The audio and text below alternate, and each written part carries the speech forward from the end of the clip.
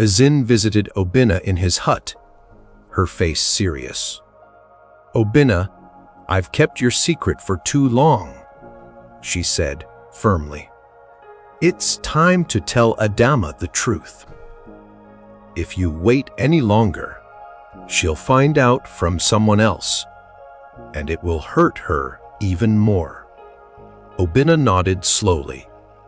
"I'll tell her tonight," he promised. That evening, Obinna sat in his hut, his heart racing. He stared at his loom, unable to concentrate. "What if she hates me?" he thought. But he knew Azin was right.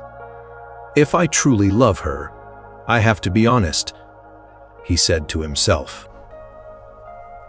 When an Adamma arrived at Obinna's hut with a basket of food, she smiled warmly. "I thought you might be hungry," she said. Obinna's heart sank at her kindness. "Adamma, there's something I need to tell you," he said, his voice shaking. Obinna took a deep breath and began. "Adamma, I haven't been honest with you," he said. "I can see. I've been pretending to be blind." Adamma froze, her eyes wide with shock. "What do you mean?" she asked, her voice trembling. Obinna explained everything. How he felt invisible in the village. How he wanted to find love that wasn't based on his skill or wealth. I thought pretending to be blind would show me who truly cared about me," he said. "But now I see it was wrong." Adamma's hands shook as she placed the basket down. "You lied to everyone, including me," she said, her voice breaking. "I trusted you, Obinna. I thought you were different." Tears welled up in her eyes. "How could you do this?" "I'm so sorry, Adamma," Obinna said, his voice desperate. "Never wanted to hurt you. I only wanted to know if someone could love me for who I truly am." Adamma shook her head, tears streaming down her face. But how can I trust you now?" she asked. And Adamma stood up, wiping her tears. "I need time to think," she said quietly. Without another word, she walked out of the hut, leaving Obinna alone. He watched her go, his heart breaking. "I've lost her," he whispered to himself. When Adamma returned home, Azin saw her tear-streaked face. "What happened, my child?" she asked gently. Adamma sobbed as she told her mother everything. Azin held her close. "I understand your pain, but sometimes people make mistakes when they're afraid," she said softly. Alone in his hut, Obinna couldn't sleep. He replayed the conversation in his mind, wishing he had told Adamma the truth sooner. "I've ruined everything," he thought. He stared at his loom, feeling like his world was falling apart. The next morning, Adamma sat by the river, thinking about Obinna. She remembered his kindness, his stories, and the way he made her feel. But the lie overshadowed everything. "How can I forgive him?" she wondered aloud. "But how can I forget him?" News of Obinna's confession spread quickly. Some villagers were angry, calling him a liar. Others felt sorry for him, saying his actions came from a place of loneliness. Adamma avoided the gossip, focusing on her own feelings. Deep down, she still cared for Obinna, but her heart was torn. For days after the confession, Adamma avoided Obinna. She didn't visit his hut, and when they crossed paths in the village, she quickly looked away. Obinna watched her from a distance, his heart aching. "I see. She doesn't want to see me," he thought sadly. The villagers were divided. Some sided with Adamma, saying Obinna's lie was unforgivable. "How can we trust a man who deceives us all?" one elder said. Others sympathized with Obinna, understanding his loneliness. "He wanted to know if anyone loved him for who he truly was," they said. Seeing the tension between Adamma and Obinna, Chike saw an opportunity. He approached Adamma one evening, offering her another gift, this time a beautiful necklace. "Adamma, I understand your pain," he said smoothly. "I will never lie to you. I want to give you the life you deserve." Adamma took the necklace, her fingers lightly brushing the fine gold. "Thank you, Chike," she said politely, but her thoughts were elsewhere. She could feel Chike's eyes on her, but her heart kept drifting back to Obinna. Why can't I forget him? She wondered. Obinna stood by the edge of the village square, watching Chike speak to Adamma. She seems to like him, he thought bitterly. He knew he couldn't blame her. What if she chooses him instead of me? His heart felt heavy as he turned away, unable to watch any longer. Over the next few days, Chike continued his attempts to win Adamma's heart. He sent her gifts, invited her to the best feasts, and complimented her endlessly. But Adamma was polite but distant, her mind clouded with thoughts of Obinna. Does he really care? Or is he just trying to win my favor? She wondered. Azandun, the villagers continued to gossip about Obinna and his deception. He's a fool to think he could keep the truth hidden, one woman said. He's ruined his chances with Adamma. Others defended him, saying, he's only human. He made a mistake. Shouldn't he be forgiven? Obinna spent his days weaving in silence, unable to join the villagers. They all hate me now, he thought. Even his closest friends avoided him, unsure how to act.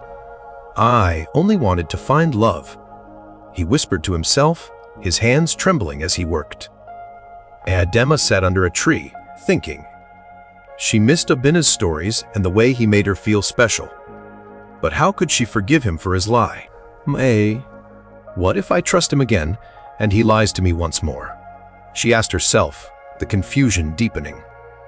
Chike invited Adamma to a feast at his home, hoping to win her over with his charm. Adamma, come and see the life I can offer you, he said with a smile. You deserve the best, and I can give it to you. Adamma hesitated, feeling the weight of his words. That night, Obinna went to the village shrine and knelt before the spirits. Please, he whispered, help me find a way to make things right with Adamma. I love her, and I don't want to lose her. He closed his eyes, hoping for guidance. As the days passed, Adamma began to realize something important. I can't move on just because it's easy, she thought. Have to follow my heart. Though the pain of Obinna's lie still lingered, she knew her feelings for him hadn't disappeared. I need to speak to him, she decided. It's 13 the morning after his prayer at the shrine. Obinna decided to change his ways. He put away his loom and left his hut. I'll prove I can be better, he said to himself. From that day forward, he began helping the villagers with their daily tasks, offering to repair broken homes and carry heavy baskets. And his kindness caught the attention of many. Obinna walked to the fields where the farmers were working. Can I help you with the harvest? He asked. The farmers were surprised but grateful. Thank you, Obinna, one man said. We could use an extra pair of hands. Obinna worked hard, sweating under the hot sun. He didn't mind. It was a way to show he cared. And one day, Obinna visited the village school and offered to teach the children how to weave. I'll teach you how to make beautiful things, he said with a smile. The children gathered around, excited to learn. As he patiently guided them, Obinna felt a warmth in his heart. He was finally doing something good for others. While walking home one evening, Obinna saw an elderly woman struggling to carry a basket of firewood. Without thinking, he rushed to help her. Let me carry that for you, he said kindly. The woman smiled at him. You are a good man, Obinna. Thank you. Her words made him feel proud of his small act of kindness, and as the days passed, the villagers began to notice Obinna's change. He was always helping someone, whether it was carrying water for the elderly or mending a broken fence. Obinna has become so kind, one woman said. He's not just a weaver anymore. He's become a true part of our community. Adamma watched Obinna as he worked in the fields, his hands steady and strong. She saw the way he helped everyone without asking for anything in return. He's not just the man who lied, she thought. He's someone who truly cares for others. Her heart softened, though she still carried the sting of his earlier deception. And one afternoon, Adamma saw Obinna sitting alone by the river. She hesitated for a moment, then walked over to him. You've been helping the village a lot lately, she said. Obinna looked up at her, his eyes filled with sincerity. I'm trying to make things right. He replied softly. I want to show you who I really am. Adamma smiled faintly. You've already shown us, Obinna, she said. Your actions speak louder than words. She sat down beside him. Venture. For the first time in a long while, they sat together in silence, the space between them not as cold as it once was. Over the next few weeks, Adamma saw more and more of Obinna's goodness. She noticed how he treated everyone with respect, how he didn't seek attention for his deeds. She began to forgive him, though the pain still lingered in her heart. Maybe he really has changed, she thought. One day, as Obinna helped build a new house for a family, the villagers gathered around him. We all see the good in you now. One elder said, You have earned our trust again. Obinna smiled, humbled by their words. Thank you, he said softly. I will never stop showing my gratitude. Adamma stood at her door watching Obinna from a distance. She realized that his actions had shown her the truth. He had always been kind, even when he lied. His heart is pure, she whispered to herself. I just had to see beyond the mistake he made. That evening, Adamma found Obinna sitting by the fire. She walked over and sat beside him. I've seen your heart, Obinna, she said. I forgive you. Obinna's face lit up with relief and joy. Thank you, Adamma, he said softly. I will spend the rest of my life proving I am worthy of your love. The two sat in silence, knowing that their journey together had just begun. As at 14, the sky turned dark as clouds gathered and the wind began to howl. The villagers of Chike could feel that a storm was coming. Obinna, who was finishing his work in the fields, looked up at the sky and felt a cold chill. This is going to be a big one, he thought. As the storm raged on, the village river began to rise quickly. The waters surged, moving faster than anyone had ever seen. People began to worry as the river's flow threatened to flood the village. The caravan is crossing the river, one villager cried. They won't make it in this storm. The Chike's caravan, carrying goods and servants, was on its way to Chike when the storm hit. As the caravan reached the river, the waters were too high to cross safely. The cart overturned, and people screamed for help as they were swept away by the fierce current. Obinna, hearing the screams from the riverbank, didn't hesitate. Without a second thought, he ran toward the water. I can't just watch, he thought. He knew the risk of crossing the dangerous river, but his heart told him he had to help. Obinna waded into the rushing water, pushing through the strong current. His heart raced as the cold water nearly knocked him off his feet. He spotted Chike, struggling to stay above the water. Hold on, Obinna shouted. With all his strength, he grabbed Chike's arm and pulled him toward the shore. Obinna didn't stop with Chike. He saw two of Chike's servants clinging to a broken cart in the middle of the river. Despite the danger, Obinna swam toward them. Hold on tight, he called. And one by one he pulled them to safety, his muscles aching from the cold and the strain. The villagers, watching from the safety of the shore, were amazed by Obinna's bravery. They had never seen such courage before. Obinna is risking his life to save them, one villager whispered. We've all been wrong about him. The storm raged, but Obinna's actions calmed their hearts. And once safely on the shore, Chike, drenched and exhausted, looked at Obinna in disbelief. You saved my life, he said, his voice filled with awe. I owe you everything. You're not the man I thought you were. His pride had been washed away with the floodwaters, and for the first time he saw Obinna as a true hero. Obinna, gasping for breath, sat on the riverbank beside Chike. Despite the storm still howling around them, there was a quiet peace between them. Chike, humbled by Obinna's bravery, nodded in respect. I was run to chase after Adamma, he admitted quietly. You have her heart, Obinna. I see that now. As the storm passed and the waters receded, the villagers gathered around Obinna. They had witnessed his selfless act and it touched their hearts. You saved Chike's life, Obinna, one elder said. You have shown that your heart is pure. The villagers who had once criticized him now saw him for who he truly was. And Adamma, who had watched the entire event unfold, couldn't believe her eyes. Her heart swelled with pride for Obinna. He risked his life to save Chike. She thought her feelings for him growing even stronger. I was wrong to doubt him. His actions have shown me the truth. As the sun finally broke through the clouds, Obinna stood tall, surrounded by villagers who now respected him. Chike, having seen the depth of Obinna's character, withdrew his pursuit of Adamma. I have no more claim on her. He said. Adamma walked over to Obinna, her eyes filled with admiration. You've shown me who you really are, she said softly. I forgive you. The village celebrated a new beginning for Obinna and Adamma, their hearts finally united. The morning sun shone brightly over the village of Umuchi. And Obinna sat quietly by his loom, repairing a broken part that had caused him trouble for days. His hands moved carefully, his mind focused on the task. Though the world around him was busy, he felt a calmness in his heart that he hadn't known before. Adamma walked down the path to Obinna's home. Her heart was heavy, yet filled with hope. She had seen his courage as kindness, and now she wanted to speak with him. As she arrived, she saw him sitting beside his loom, working with quiet concentration. Obinna, she called softly.